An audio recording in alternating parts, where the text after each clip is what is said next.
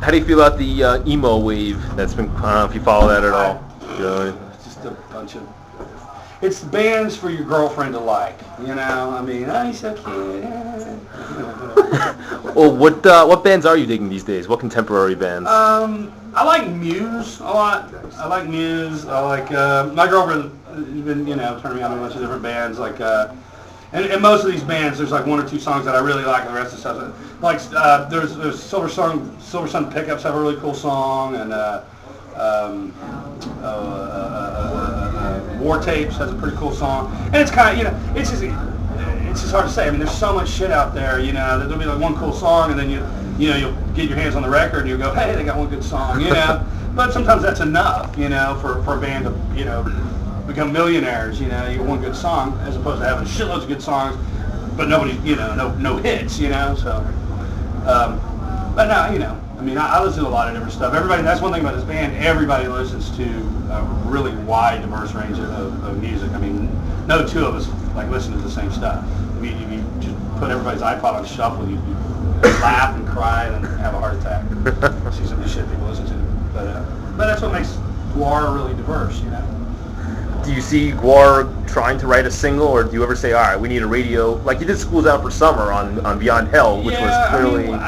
we know that that's not really what's going to happen for us. Now, maybe if we got a cool song in a game or in a movie or something like that, but I mean, as far as like commercial radio, popular radio that's going to propel you, just, for the kind of band we are, I just don't think that's going to happen, So we just write the stuff we write. We write for us and for our fans. We don't, I mean, if something cool happened with a song or somebody came along and said, we'll give you $1 million to write this song, then maybe we would, but it's just, it's just not really GWAR to try to write a pop hit song. And even if we did try to write a pop hit song, we wouldn't be able to just, we would have to make it fucked up anyway, so it still wouldn't get, commercial radio airplay.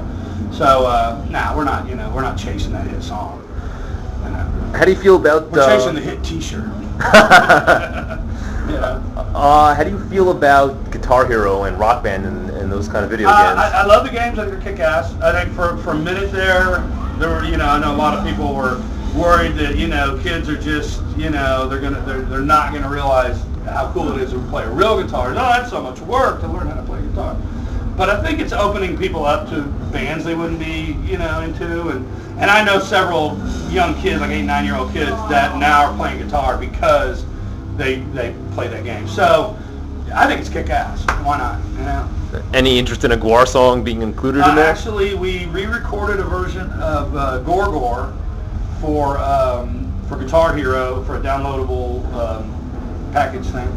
And then I believe Let Us Slay is going to be in Rock Band in a similar downloadable thing. That's great. So, yeah, I mean... How about as a playable character in the game? We haven't been approached about that yet, but we would do it in a heartbeat. Have you heard about there's a little controversy going on with the new Guitar Hero with Kurt Cobain. Have you heard about this? No. Kurt Cobain is a playable character for a couple of Nirvana songs, but once you unlock him, he could play any song on there. So there's already videos on YouTube of Kurt Cobain singing rapping a Public Enemy song, singing a Bon Jovi song, and Way to go, Courtney! That's what everyone's saying. And she's like, no, it wasn't me. Any thoughts on the matter? Well, if it wasn't her, who was it? She owns this fucking estate. Well, she claims that she didn't know the Avatar would be able to play other songs in the game. She thought it was just Nirvana songs. Crack pipe, bitch.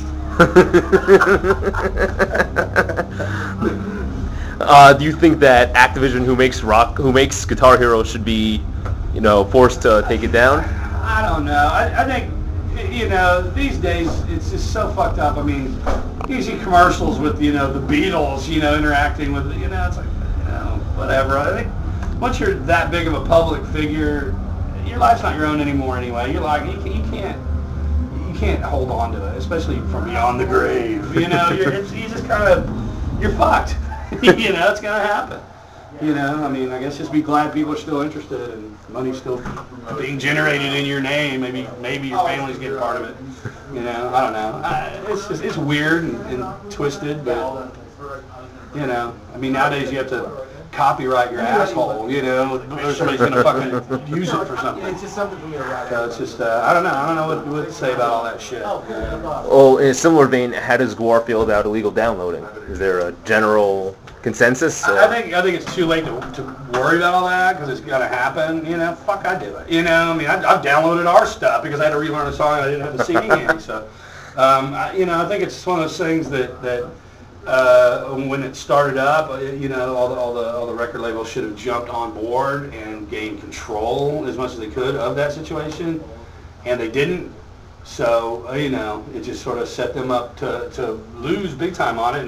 And bands lose big time on it, but some bands do really well because of it, So, it's become a live, market and all that shit, so. And the GWAR music's all available for legal downloading on iTunes. Yeah. And I mean, for the most part, I think we do pretty well with the legal downloading stuff and do what you can. Do you have a way to track online sales through iTunes? Yeah, it gets tracked. I mean, I don't know the figures in front of me and shit, but I know I got to do a show, so I got to stop talking to you. All right, thanks a lot, man. Appreciate it.